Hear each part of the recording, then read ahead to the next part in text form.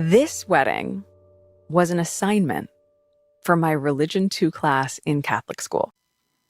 This one's wife. Thanks for the GoFundMe. Hello, I'm H.G. Tudor. Recent events provide me with an interesting opportunity to look at the behaviour of two other members of the Markle clan, and also to explain how this fits into the behaviour of this one's wife vis-a-vis the fact that she has disengaged from both her father and half-brother. Thomas Markle Sr. and Jr. are apparently now residing in a £500 a month high-rise flat in the Philippines. They've both started a new life there. And Mr. Markle Sr. decided that he was going to embark upon this new life some time ago, because back in January, he invited the Daily Mail in to watch him pack. Yeah. He explained to the Mail that he decided to up sticks and leave the cliffside house in Mexico that he's called home for the last 10 years.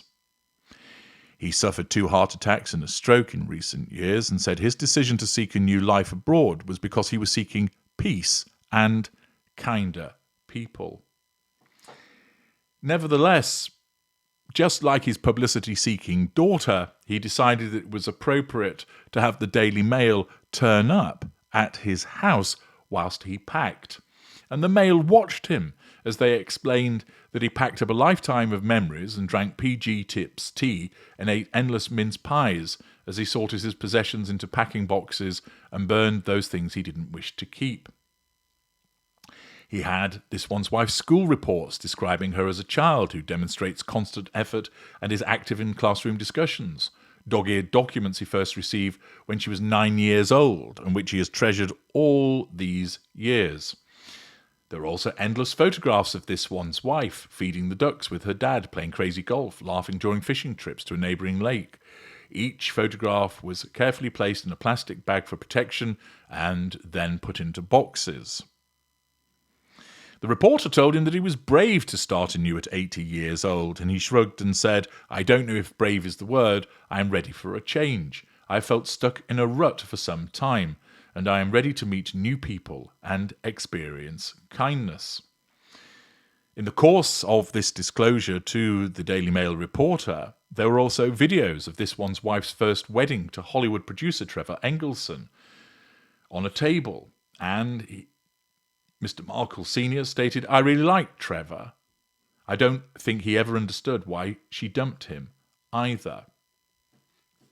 Thus, this was back in January that he decided that he was going to up sticks and move to Asia, and he has now surfaced in Asia, living in a £500 a month high-rise flat, and he's been joined by his son. Apparently, he wanders around the area with a walking stick, and as you can see in the thumbnail, his son has been seen with a young lady. Interestingly, the photographs that show them in the Philippines are courtesy of Backgrid, so it's not just this one's wife that has them on speed dial. But how is it that Mr. Markle was able to get himself across the world to Southeast Asia? Well, it would appear that he had some considerable help by virtue of a GoFundMe that was organised last year in celebration of his 80th birthday.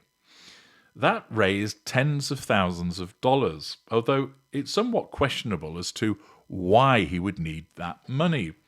After all, he was a very well-paid lighting director who was earning somewhere in the region, if I recall correctly, $200,000 a year quite some time ago. Whilst he had expenditures, one would have expected that he would have been either able to save or pay into a substantial pension, which means that when he had retired, that he wouldn't be finding himself on the bones of his backside.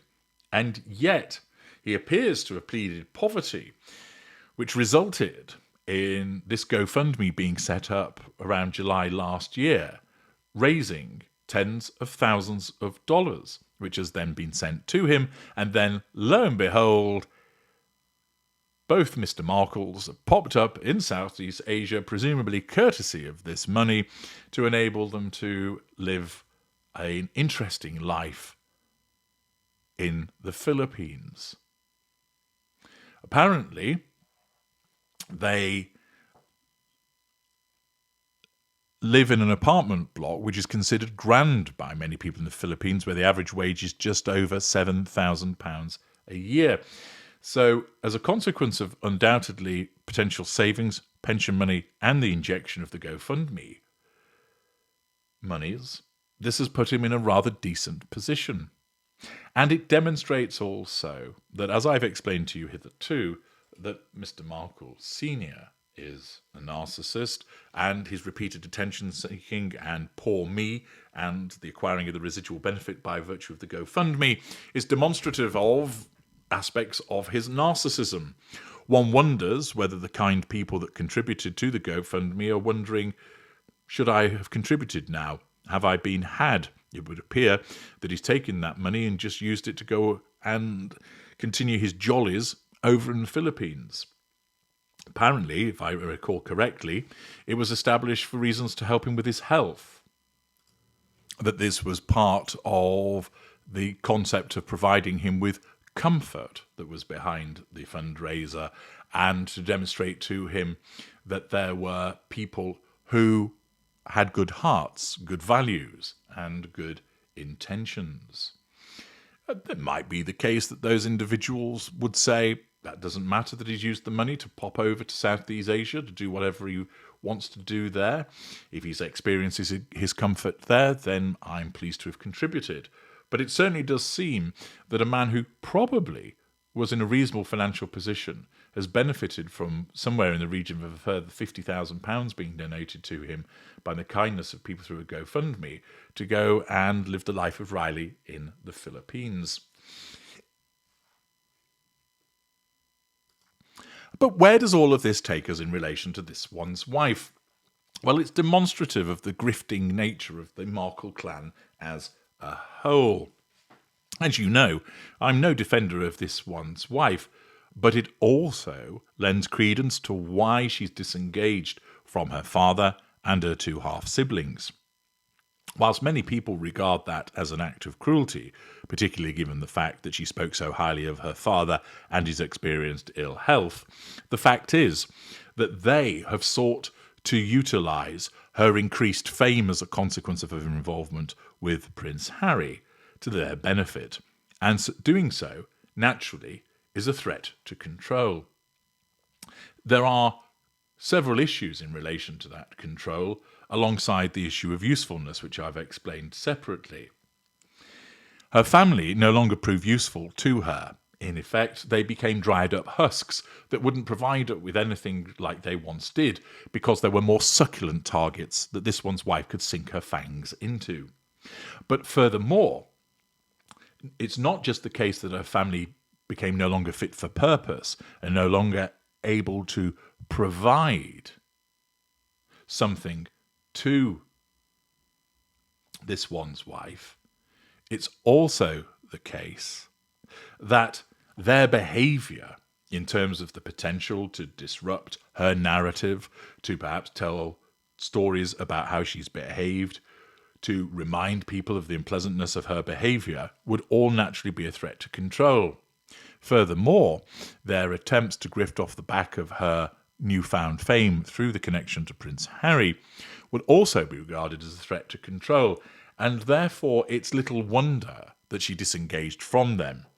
They no longer served a viable purpose to her with regard to, for instance, the provision of fuel, character traits and residual benefits. In effect, they'd been overtaken by much more productive targets that she was now parasitically draining.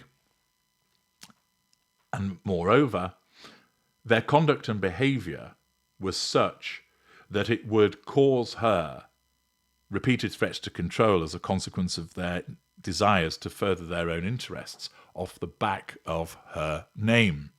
Hence, They were no longer of any use to her, and she needed to nullify those threats. And indeed, it would appear that she was correct to do so, because not only have we seen her father continue to milk the sympathy by virtue of saying, look at me, poor old me, my daughter doesn't talk to me, so now I'm off to Asia, but he's presumably done so in January as a consequence of the receipt of the funds that came from the GoFundMe. As I've explained before, the apple does not fall far from the tree in relation to this one's wife with regard to the grifting behaviour of both her father and her mother. And I do not say all of this in order for you to feel sorry for her. I simply explain it in order to help you understand why she behaves in the way that she does. Because this is the environment that she's been brought up in, and this is the genetic predisposition that has been passed down to her by both her mother and her father. I'm H.G. Tudor. Thank you for listening.